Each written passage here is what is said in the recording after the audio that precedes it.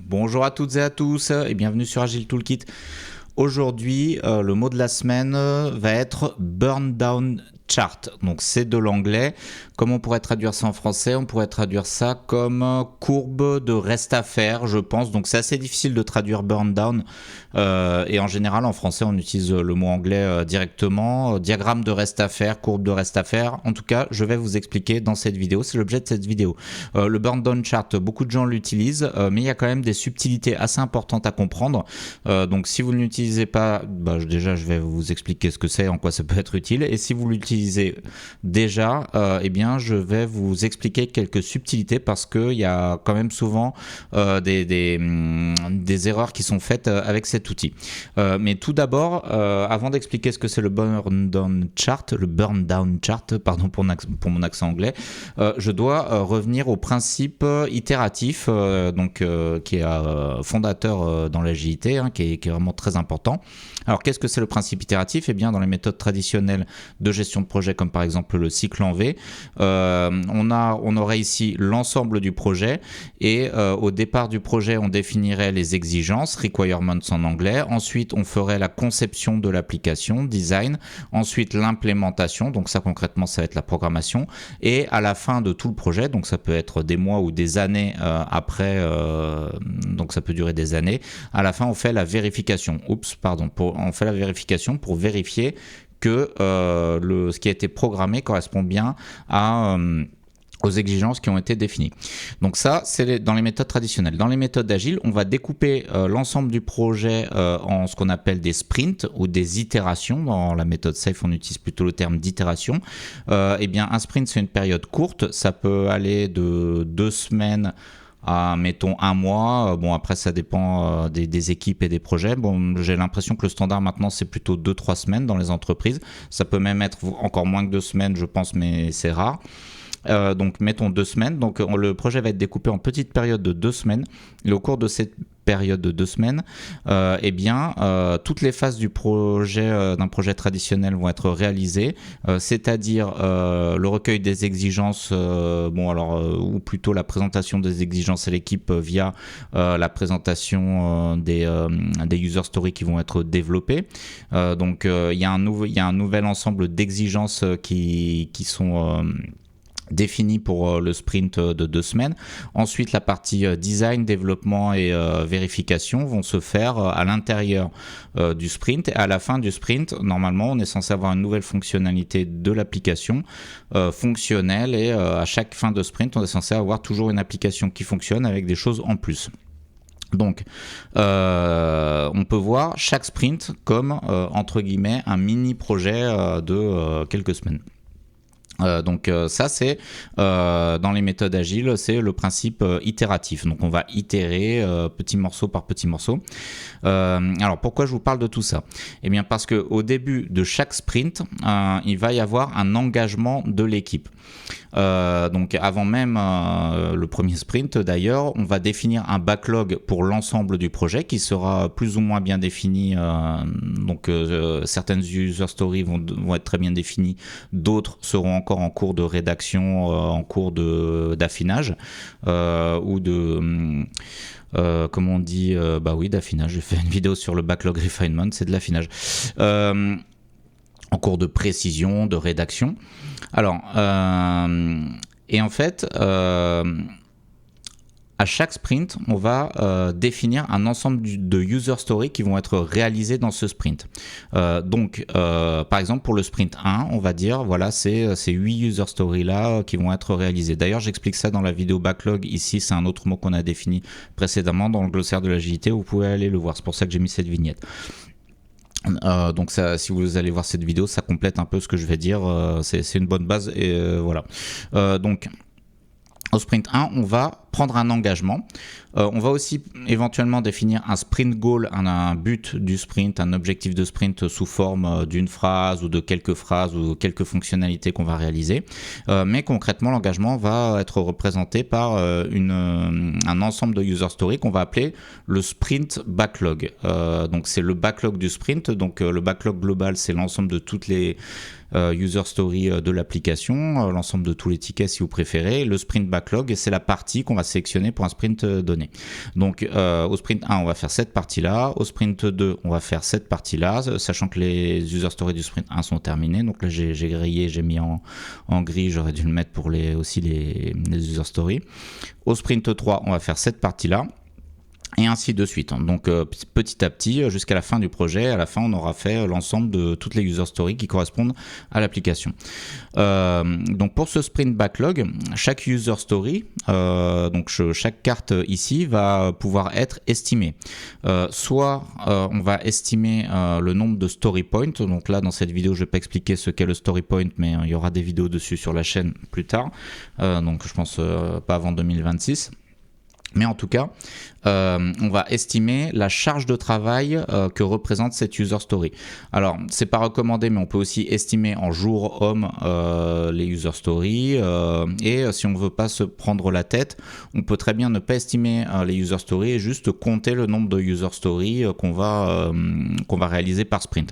Bien sûr, ce serait beaucoup moins précis, mais voilà, c'est une autre possibilité. Le mieux étant d'estimer en story point. Donc, on va estimer le nombre de points, on va estimer la quantité. Moi, j'aime bien dire la quantité de marchandises, la quantité de features qu'on va fabriquer dans un sprint, que l'équipe va être capable de fabriquer dans un sprint.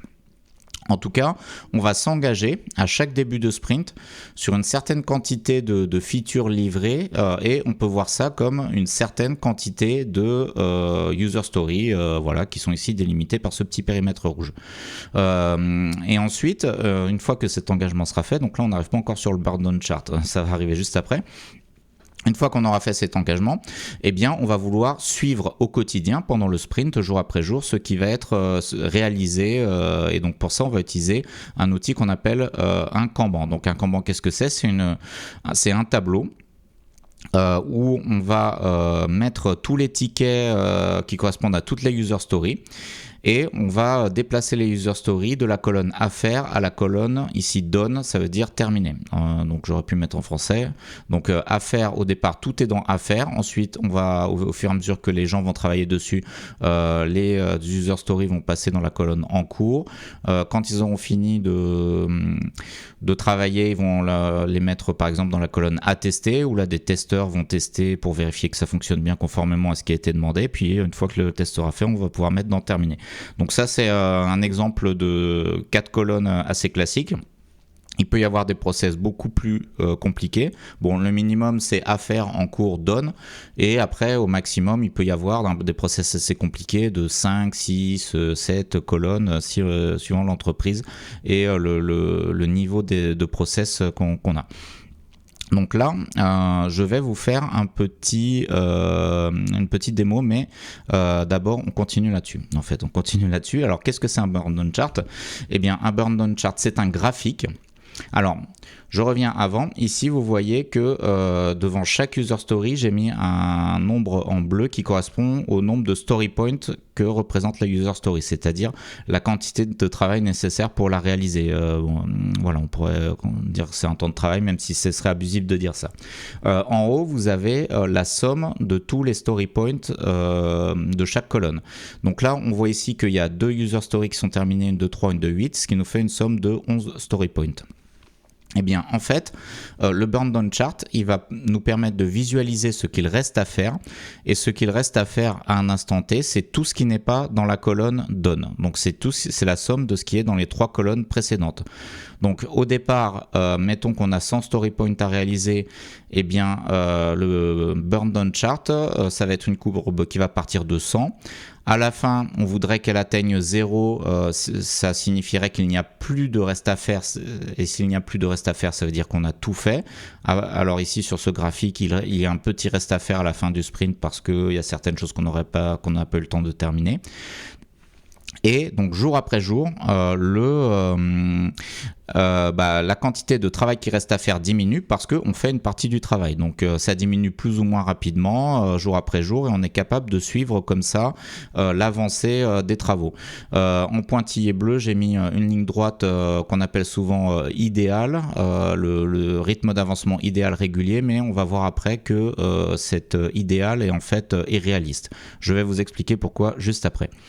En fait, Voilà, bon, d'idéal à réaliste, déjà cette ligne rouge, c'est trop idéal en fait, c'est trop proche de l'idéal. Il y a plusieurs variations possibles.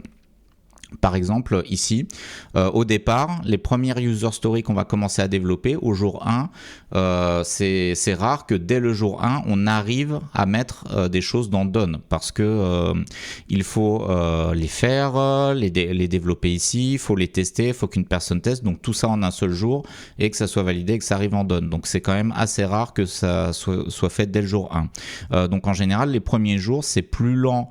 C'est assez lent parce qu'il faut quelques jours avant que le travail puisse être fini et testé. Donc c'est pour ça qu'au début ça peut être plus lent, après ça peut être plus rapide, après il y a des jours où le travail peut très bien ne pas avancer et à la fin, à la fin on essaie d'être à zéro si possible. Alors je vais vous faire une petite démo car pour cette vidéo j'ai fabriqué une petite application grâce à l'IA une application de Burn Down Chart. Ici, je mets une liste d'US. Donc, les US, c'est des fonctionnalités. Donc, ça vient d'un véritable petit projet personnel. Et devant, je mets l'estimation en story point. Donc là, je crée les user stories. Alors ici, au départ, toutes les user stories sont dans Affaires. Donc dans la première colonne. Je vais dézoomer un petit peu pour pouvoir voir plus de choses. Donc au jour 1, la colonne, alors ici on a 89 story points, donc ça commence à 89, c'est le point ici violet. À l'issue du premier jour, donc jour 1, on aura des choses qui seront par exemple en cours et peut-être même un petit bug sera déjà attesté. On imagine que rien n'a été validé au jour 1. Donc ensuite, jour 2. Jour 2, ça c'est testé, ça c'est attesté, voilà, donc on continue d'avancer. On commence beaucoup de choses. Ensuite, jour 3, on commence à tester plus de choses, donc ça va descendre. Par exemple, ça, on va pouvoir le tester en un jour. Et on va, comme ça, l'équipe, au fur et à mesure que les développeurs prennent en charge les tickets, la courbe va avancer. Alors vous voyez qu'ici, ça descend pas très vite. Donc on imagine que ça descend un peu plus vite. À certains moments, il y a des situations qui se débloquent, on arrive à tester, on rattrape le retard. Ensuite, jour 4, et ainsi de suite. Donc vous allez pouvoir suivre l'état d'avancement du projet et savoir de combien vous êtes en retard, sachant que le retard, c'est l'éloignement par rapport à la courbe. Alors vous pouvez aussi être en avance. Si je mets beaucoup de tickets dans la colonne Done d'un seul coup, on peut prendre de l'avance par rapport à ce qui était prévu, ce qui est prévu à la base. Donc ça, c'est le principe du Burn Down Chart. C'est quelque chose qui est visuel et au fur et à mesure que les jours avancent, on va pouvoir savoir ce qu'il reste à faire dans notre backlog, la quantité de travail qui reste à faire. On va pouvoir savoir si on est en retard ou en avance ou conforme à ce qui est attendu. Donc des fois ça peut rester plat parce qu'on arrive à rien terminer pendant 2 jours. Après ça dépend de la taille de l'équipe, ça dépend de la taille des user stories. Donc là on imagine on arrive sur le dernier jour et le dernier jour il nous reste une user story à tester et une autre qu'on n'a même pas commencé à faire parce que peut-être c'était pas important, on n'a pas eu le temps et voilà. Donc ça c'est le principe du Burn Down Chart. Donc ça nous donne un état des lieux de l'avancement de l'équipe. Maintenant, je vais vous présenter quand même quelques types de burn down un petit peu particuliers et qui sont réalistes parce que ce qu'on a vu précédemment, ça c'est quand même c'est où? C'est là. Ça, c'est quand même assez rare que ça soit aussi proche d'une ligne droite. Ça, c'est plus fréquent, mais même là, c'est déjà un très bon burn down chart, de très bonne qualité. Donc, c'est pas toujours comme ça que ça se passe. Donc, le premier cas, le plus typique, c'est un démarrage lent. Donc, pour la raison que j'ai expliquée au départ, on a du mal à valider des user stories, ça prend un certain temps. Et le temps que les travaux travaux commencent, que les choses soient validées, etc. C'est plus lent au début, et puis après on rattrape le retard au fur et à mesure que les choses sont lancées. Donc ça, voilà, ça c'est assez classique. Et quand on est à ce niveau-là, c'est un peu inquiétant parce qu'on voit qu'on a un retard assez important par rapport à l'idéal. Il faut se poser la question, est-ce qu'on est vraiment en retard ? Peut-être qu'on a beaucoup de choses qui sont en cours ou des grosses choses qui sont en cours et qui sont presque terminées. C'est pour ça que ce genre de question, est-ce qu'on est vraiment en retard ou pas, on peut se le poser pendant le daily meeting chaque jour. Ensuite, deuxième cas typique, c'est le cas où on n'arrive pas à tenir nos engagements. Bon, là, j'ai fait démarrer une courbe assez conforme à l'idéal, mais finalement, sur la fin, on voit qu'on a un certain nombre d'user stories qu'on n'arrive jamais à terminer et on se retrouve avec, je sais pas, 25, 30 points peut-être qui restent à faire. Donc ce qui représente quand même 30% de l'ensemble, ou peut-être un peu moins ici. Donc ça, ça veut dire soit qu'on a pris trop de user story par rapport à la capacité de l'équipe, donc ce qui est possible, soit qu'on a eu des gros imprévus. Par exemple, c'était l'hiver et beaucoup de gens sont malades, ils ont attrapé la grippe, on n'avait pas prévu, donc ils ont été absents pendant une semaine de manière imprévue, donc là ça peut ralentir l'équipe. Soit ça peut être des problèmes techniques particuliers qui ne se produisent jamais, mais là, pour une raison technique, par malchance ou parce qu'on avait mal estimé ou que sais-je, ou parce qu'on a des dépendances, on se trouvait bloqué sur un certain nombre d'user stories qu'on n'a pas pu finir. Ou alors, c'est le cas que j'ai dit en premier, peut-être qu'on prend toujours trop de user stories, qu'on est trop optimiste. Donc ça donne une information, et bien sûr, il faut se poser toujours la question, est-ce que c'est quelque chose qui est sur un seul print suite à un événement particulier qui n'est pas de chance, qui est venu nous perturber, ou est-ce que c'est récurrent ? Si on a ce genre de burn down chart sur tous les sprints, ça veut dire qu'on prend trop d'user story à chaque sprint par rapport à la capacité de l'équipe en général. Donc, troisième cas qui sort de l'ordinaire mais qui peut se produire. Donc c'est un burn down où ça va très vite au début et à la fin c'est extrêmement lent et il n'y a presque rien qui se passe. Donc ça peut se produire. Alors pourquoi je mets ce burn down ? Pourquoi j'illustre ça ? Parce que la ligne droite, ça suppose qu'il y a la même quantité de travail réalisé chaque jour, que c'est régulier. Mais on sait très bien dans la vraie vie que les choses ne sont pas toujours aussi régulières, et notamment pendant les périodes de vacances scolaires, en été ou à Noël. Alors à Noël en général tout le monde prend des vacances, donc mais mettons en été, les gens partent en décalé. Il peut y avoir des semaines où toute l'équipe est présente. Donc ça peut être par exemple la première semaine, presque toute l'équipe est présente avant le 14 juillet. Et après, à partir du 14 juillet, toute l'équipe part en vacances. Et donc il y a très peu de personnes qui sont présentes. Donc les choses avancent beaucoup moins vite. Alors là, c'est peut-être un cas un peu extrême, mais alors ça m'est déjà arrivé une fois dans une mission où une des équipes que j'accompagnais, pendant la période de vacances, il y a eu une semaine où il n'y avait qu'une seule personne qui travaillait. En tout et pour tout, tous les autres personnes étaient en vacances. Donc effectivement, dans ce cas-là, on pouvait avoir un burn down qui a cette forme. Et ce n'est pas... Alors pourquoi je vous explique ça ? C'est parce que ce burn down, on pourrait dire c'est bizarre, il est anormal, pourquoi il ne se passe rien la deuxième semaine ? En fait, ce n'est pas anormal si tout le monde est en vacances la deuxième semaine. Ça peut être tout à fait normal. Donc c'est pour ça qu'un burn down, ça dit des choses, mais ça dit pas tout. Un schéma, un diagramme comme ça nécessite d'avoir la connaissance de ce qui se passe dans l'équipe pour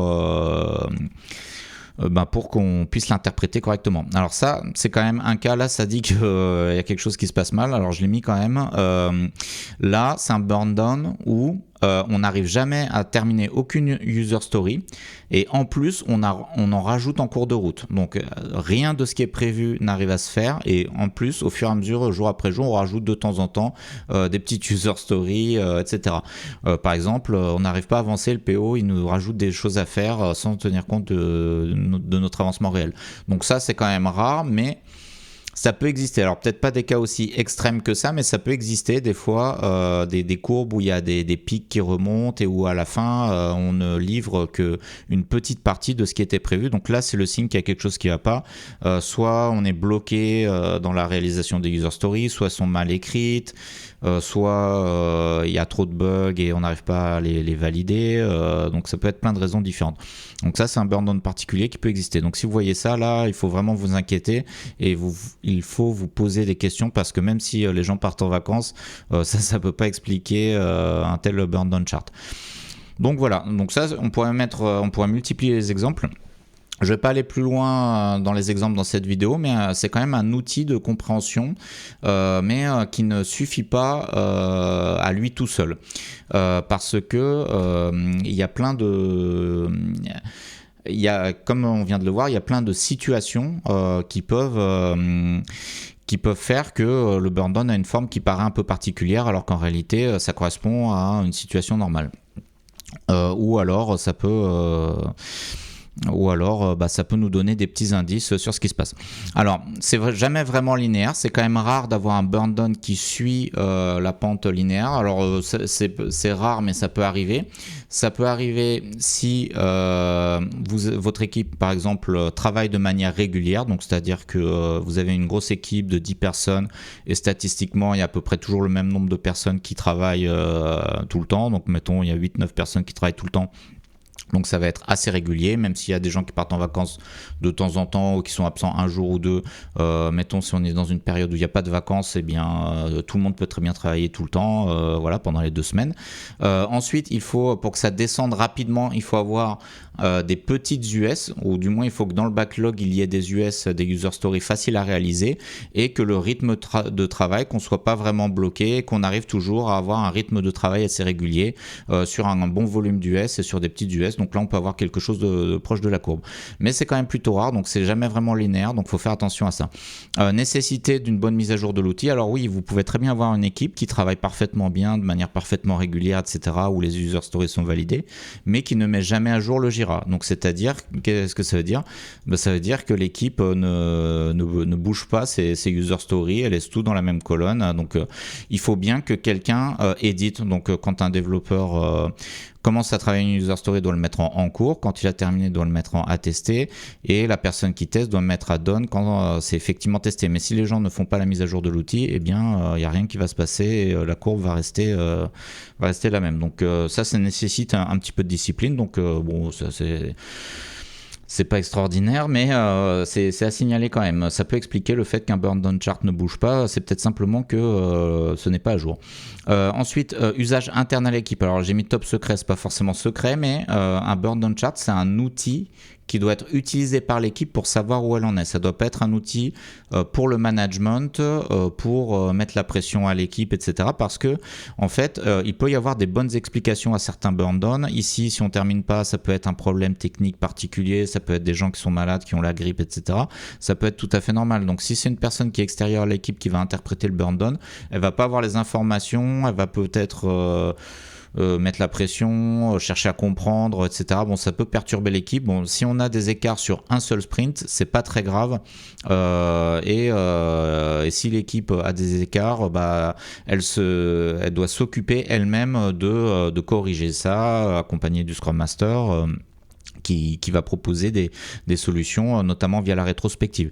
Donc, faut pas que ça soit récurrent toujours comme ça, mais si ça arrive de temps en temps, finalement, c'est pas très grave. Donc, c'est un outil interne de l'équipe pour piloter son avancement comme un GPS, mais c'est pas un outil pour quelqu'un d'extérieur qui va demander toutes les 5 minutes pourquoi ça suit pas la ligne droite. Et d'ailleurs, pour bien utiliser le burn down, il faut aussi être conscient que la courbe idéale, la ligne droite, est trop idéaliste. Alors bon, voilà, ça par exemple, ça peut être valide, ça aussi.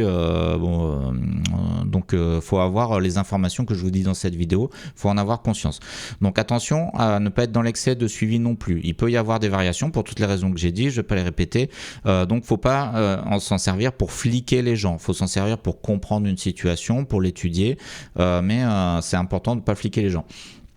Donc par exemple, Est-ce qu'il faut le regarder tous les jours à chaque daily meeting? Pas forcément. On peut le regarder tous les jours, tout dépend de l'ambiance de l'équipe, mais est-ce que c'est indispensable de le regarder chaque jour? Pas nécessairement.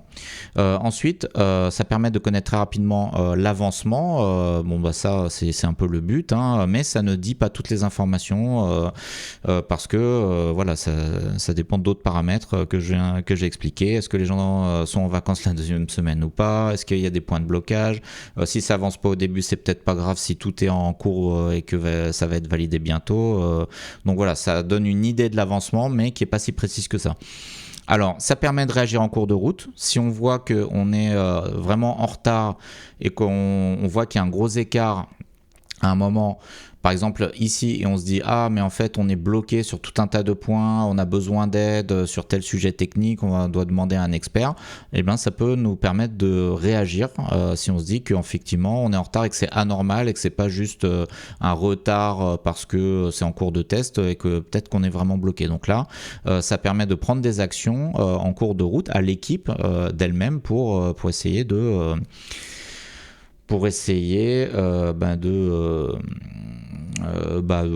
livrer à temps ce qu'elle a prévu, hein, tout simplement.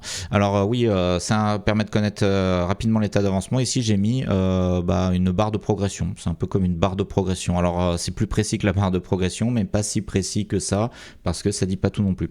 Et est-ce indispensable? Donc là j'ai mis une case à cocher grisée comme si c'était décoché. Alors je pense pas que c'est indispensable. Je pense que le daily meeting, discuter en daily de manière ouverte est suffisant. On n'a pas forcément besoin d'avoir un burn down chart ou de le visualiser. Si on l'a, si c'est automatique, si c'est mis à jour, c'est bien.